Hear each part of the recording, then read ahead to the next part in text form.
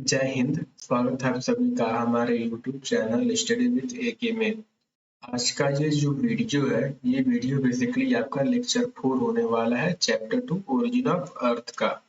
इस वीडियो में बेसिकली मैं आपको लैपलेस की नेबुलर हाइपोथेसिस के बारे में पढ़ाऊंगा।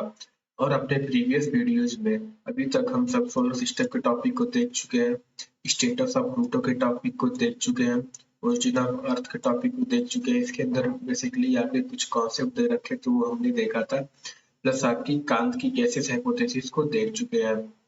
तो अभी तक आपने हमारी प्रीवियस वीडियोस नहीं देखी है तो मैं रिकमेंड करूंगा आप जाके इन वीडियोस को एक बार देख लेना। ऐसा मैं इसलिए बोल रहा हूँ और फ्यूचर में भी आपको बोलता आऊंगा, क्योंकि देखो जब तक आप चीजों को साथ में लेके नहीं पढ़ते हो, एक साथ कनेक्ट करके नहीं पढ़ते हो ना, तब तक ना चीजें आपको समझ में आती और ना ही उन चीजों को पढ़ने में मजा आता है। तो बस इतना यार, शुरू करते हैं अपने वीडियो को बिना किसी देरी के।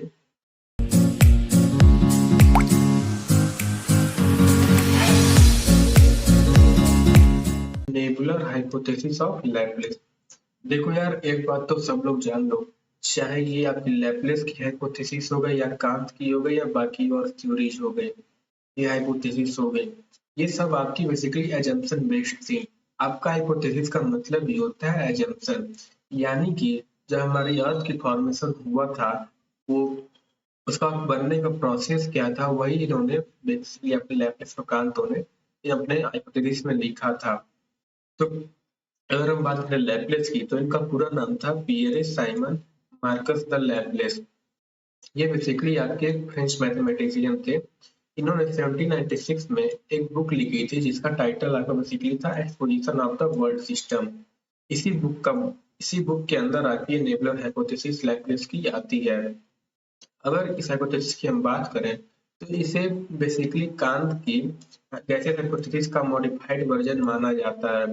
लैपलेस ने अपनी ये थ्योरी बेसिकली कांत की उन कांत की हाइपोथेसिस की जितने भी वीक पॉइंट थे प्लस उनके इरेनियस कॉन्सेप्ट थे, उन्हीं को रिमूव करके अपनी हाइपोथेसिस दी है। तो अगर हम आगे देखें अब, तो बेसिकली आइए देखते हैं आखिर लैपलेस ने क्या कहा था। लैपलेस ने कहा था कि ये primeval slowly rotating cloud of gas था अपने यूनिवर्स में, सोलर सिस्टम में कह सकते हो, सोलर सिस्टम नहीं पर यूनिवर्स में कह सकते हो, जिसे हम नेबुला भी कहते हैं।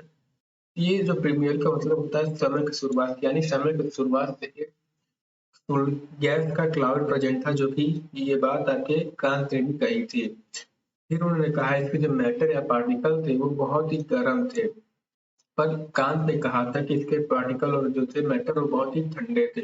फिर हम आगे बढ़े तो इन्होंने कहा कि शुरुआत से ही इसका जो नेबुला था आपका बेसिकली अपने एक्सिस पे रोटेट कर रहा था।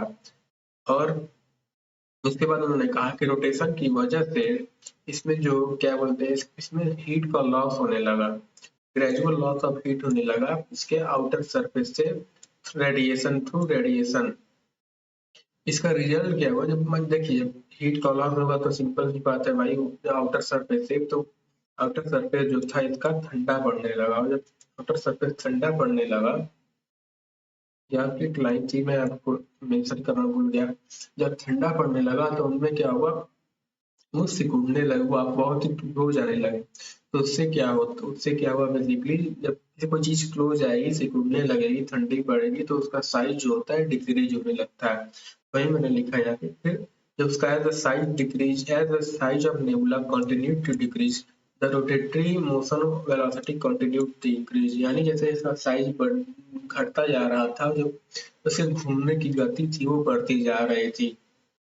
एक समय ऐसा आया कि उसका जो स्पीड था, घूमने का गति था, वो इतना बढ़ गया कि सेंट्रीफ्यूगल फोर्स जो था आपका सेंट्रीपिटल फोर्स को एक्सीड कर गया। सेंट्रीफ्यूगल फोर्स बेसिकली और सेंट्रीपिटल फोर्स ये दोनों आपकी जब कोई चीज घूमती है उसमें लगते हैं। सेंट्रीफ्यूगल फोर्स आपका सेंटर से दूर फेंकने का काम करता है किसी चीज को, ऑब्जेक्ट को, और सेंट्रीपिटल जो होता है वो अपने सेंटर की तरफ खींचने का काम करता है। तो जाहिर सी बात है, अगर दूर फेंकने वाली फोर्स से नजदीक, दूर फेंकने वाली फोर्स, धकेलने वाली फोर्स नजदीक खींचने वाली फोर्स से ज्यादा हो जाएगी, तो उसमें से कुछ न कुछ अगर वो टूटने लायक होगा तो उसमें वो टूट के ऑब्जेक्ट बाहर हो जाएगी, नहीं तो उसका साइज बढ़ जाएगा। फिर बाद में एक ऐसा स्टेज आया, एक ऐसा स्टेज पहुंचा कि जो उसका आउटर लेयर था वो चेंज हो, उसका अपना फॉर्म चेंज करने लगा, कंडेंस होने लगा ठंडे होने की वजह से। आप जानते हो, जैसे शुरुआत में इन्होंने कहा था कि उसका पार्टिकल था वो गैस के फॉर्म में था, जब गैस ठंडी होगी तो पहले लिक्विड आती है फिर सॉलिड आती है, तो उन्होंने कहा कि सॉलिड में चेंज होने लगा, लिक्विड का बात इन्होंने नहीं किया था। फिर उन्होंने कहा कि जब वो ठंडा पड़ने लगा तो सब देखो, बाहर तो जो एरिया था वो ठंडा पड़ गया था लगभग, और बीच के जो उसके अंदर के एरिया थे वो अभी ठंडे पड़ रहे थे, और दोनों रोटेट कर रहे थे। जाहिर सी बात है, जब ऐसी सिचुएशन आएगी तो दोनों आपस में अपनी कंट्रडिक्ट करने लगेंगे एक दूसरे को। उसका रिजल्ट क्या हुआ, प्लस आपका जो सेंट्रीफ्यूगल फोर्स था वो तो एक्सीड कर ही गया था सेंट्रीपिटल से। उसका रिजल्ट क्या हुआ कि एक आउटर रिंग सेपरेट हो गई थी आपके नेबुला से। अभी हम कान से उसको कंपेयर करेंगे तो आप बढ़िया समझ जाओगे। फिर जब वो रिंग, ये रिंग जो सेपरेट हुई थी वो फर्दर ब्रेक डाउन हो गई, वो उसी रिंग से आपके बाकी के 8 रिंग और सेपरेट हुए, और जो सारे रिंग थे वो एक दूसरे से दूर चले गए।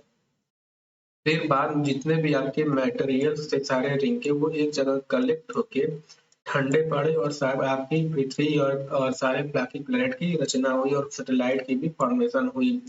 और जो आपका नेबुला का रिमेनिंग पार्ट था, रिमेनिंग सेंट्रल पार्ट था, वो आपका सन बन गया। तो अगर हम बात करें यहाँ कांत की, कांत ने, जैसा कि हम जान ही रहे, इन्होंने तो कांत के जितने भी इरेनियस कॉन्सेप्ट थे, उसकी स्ट्रॉन्ग कॉन्सेप्ट, उन्हीं को बस रिमूव करके अपनी कॉन्सेप्ट हाइपोथेसिस दी थी, जैसे मॉडिफाइड वर्जन कहा जाता है। तो यहाँ तक तो फिर अगर आगे, हाँ, तो एक मिनट, हाँ देखो, ये जो लाइन है ये कांत ने भी आपकी सेम कही थी, बस कांत के हाइपोथेसिस में चेंज किया था। उन्होंने कहा था जो उसका मैटर था वो आपका बहुत ही ठंडा था और मोशनलेस थे, पर इन्होंने कहा कि उसका जो मैटर था वो शुरुआत से ही गर्म था, प्लस वो अपने एक्सिस पे रोटेट कर रहा था। और इसी जगह कांत ने ये कहा था कि उसका जो मैटर था बहुत ही ठंडा और मोशनलेस था, फिर अचानक से उनमें जो है क्या बोलते हैं कोलिजन पैदा हो गया ग्रेविटेशनल पुल की वजह से। और जब कोलिजन पैदा हुआ तो उनमें रैंडम मोशन जनरेट हुआ, और वो रैंडम मोशन बाद में जाके रोटेशन मोशन में कन्वर्ट हो गया। तो देखो यार, ये फिर जब आप इसके लैपलेस क्या होते हैं देखो तो कितना सिंपल लगेगा, और जब उसको आप देखोगे तो वो ज्यादा सिंपल नहीं लगेगा, क्या लिखेगा कि बस उन्होंने ऐसे ही दे दिया था। और ये देखोगे तो आपको बहुत ही सिंपल लगेगा। फिर बाद में उन्होंने कहा कि जब उसका एक साथ एक हाँ, फिर उन्होंने एक बाद में कहा जैसे जैसे उसका कोलिजन जब पैदा हुआ तो उनमें फ्रिक्शन भी जनरेट हुई, फ्रिक्शन फ्रिक्शन का रिजल्ट क्या हुआ, तो उनमें हीट जनरेट हुआ, जब हीट जनरेट होगा टेम्परेचर राइज होगा, और जब टेम्परेचर राइज हुआ, ये काम से मैं बता रहा हूँ, जब टेम्परेचर राइज हुआ तो उनका जो साइज था वो बढ़ने लगा, और साइज जब बढ़ा तो साइज के साथ साथ आपका वेलोसिटी भी इंक्रीज होने लगा, जो कि हमने देखा था कि इवोल्यूशन करते टाइम कांत के हाइपोथेसिस की, जो कि आपका एंगुलर मोमेंटम एंगुलर मोमेंटम के लॉ के खिलाफ था, जो कि कहता था बेसिकली आपका जो वेलोसिटी होता है वो इनडायरेक्टली प्रोपोर्शनल होता है साइज के, या रेडियस को होता था, साइज भी आप कह सकते हो उसको। तो ये देखो, इनका जो हाइपोथेसिस था वो इसमें मैच करता था। इन्होंने वही ना किया था, उनकी कॉन्सेप्ट जो गलत कॉन्सेप्ट उसी को अटैक अपना दिया था। उनका जो कॉन्सेप्ट था, इन्होंने कहा था कि जो जैसे जैसे साइज घटा उसकी स्पीड बढ़ती गई, और इसी जगह कांत ने कहा था जैसे उसका साइज बढ़ता गया उसकी स्पीड भी बढ़ती गई। तो यहाँ पे ये सुधारा था उन्होंने, प्लस यहाँ पे एक वेरी हॉट ये लिखा था कि वो उसका जो मैटर था वो बहुत ही गर्म था, प्लस वो अपने एक्सिस पे रोटेट कर रहा था, क्योंकि कांत ने ये नहीं कहा था, क्योंकि कांत ने कहा था रैंडम मोशन बाद में रोटेशन में कन्वर्ट हुई थी। फिर यहाँ पे ये सुधारा था उन्होंने। फिर आगे हम आए तो उन्होंने तो इतना नहीं बोला था कि जो रिंग सेपरेट होती है उसका ये रीजन बताया था।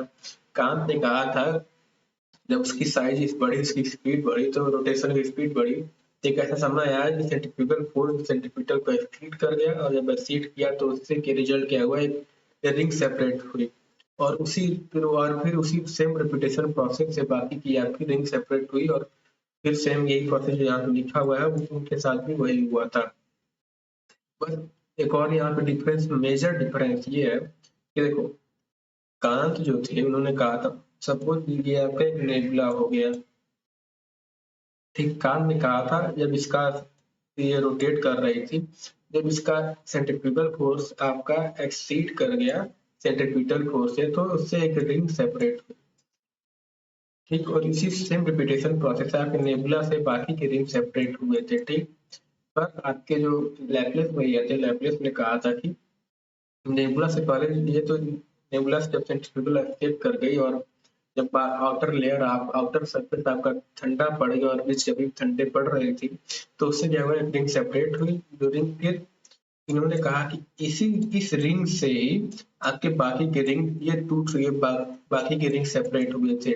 और कांट ने कहा था कि आप जितने भी रिंग सेपरेट हुआ था आप निबुला से हुए थे। फिर लैपलेस ने कहा था कि आपकी पहले रिंग सेपरेट हुई, प्लस फिर बाद में उसी रिंग से आपके बाकी के रिंग सेपरेट हुए, फिर वहां पे आपका फॉर्मेशन हुआ था। ये आपकी ध्यान देने वाली बात है। अब हम इनकी इवोल्यूशन की बात करें तो this hypothesis commanded continued great respect for 150 years due to its simplicity। यानी जो इनकी हाइपोथेसिस वो लगभग 150 साल से ज्यादा तक पूरी दुनिया में बहुत ही इज्जत मिला, इसको बहुत फेमस हुआ, बहुत प्रचलित हुआ। पर जैसे जैसे हमारा साइंस का, विज्ञान का और टेक्नोलॉजी का ज्ञान बढ़ता गया, नॉलेज बढ़ता गया अपने मॉडर्न वर्ल्ड का, तो यह जो हाइपोथेसिस देखा गया फेड अवे होने लगी कुछ सेवियर क्रिटिसिज्म के द्वारा, जो कि आपकी बेसिकली नीचे दे रखी है। तो पहला था ये कि origin of nebula. Laplace assumed that initially there was a hot and rotating nebula, but he did not describe the source of the origin of the nebula. Where did heat and motion come from? यानी इस line का कहने का मतलब ये हुआ कि Laplace ने जैसे हमें शुरुआत में बताया कि उन्होंने एज्यूम किया था कि जो आपका नेबुला था वो शुरुआत से ही गर्म था, प्लस अपने एक्सिस पर रोटेट कर रहा था। पर और पर उन्होंने उसका जो इसका सोर्स था, ओरिजिन अपने नेबुला का अपने ओरिजिन का सोर्स था, वो उन्होंने नहीं बताया था। ये नहीं, और ये भी नहीं बताया था कि आखिर वो गर्म कैसे हुई, प्लस अपने एक्सिस पे कैसे वो रोटेट कर रही थी, उन्होंने ये नहीं बताया था। फिर दूसरा आपका था कि why only 9 rings came out. जैसा कि हमने देखा जब उसमें रिंग सेपरेट हुआ और उस रिंग से बाकी के रिंग सेपरेट हुए, तो सिर्फ 9 ही रिंग क्यों से सेपरेट हुए, यानी कि सिर्फ 9 ही रिंग सेपरेट क्यों हुए। और क्या बोलते हैं, कोई कम या कोई ज्यादा क्यों सेपरेटिंग सेपरेट नहीं हुई, या कोई एक बड़ी रिंग क्यों नहीं सेपरेट हो गई, एक छोटी रिंग सेपरेट क्यों नहीं हो गई, एक सब बराबर की रिंग क्यों सेपरेट हुए, तो इसका भी उन्होंने कुछ बताया नहीं था। फिर तीसरा था आपका separation of irregular ring from the sun।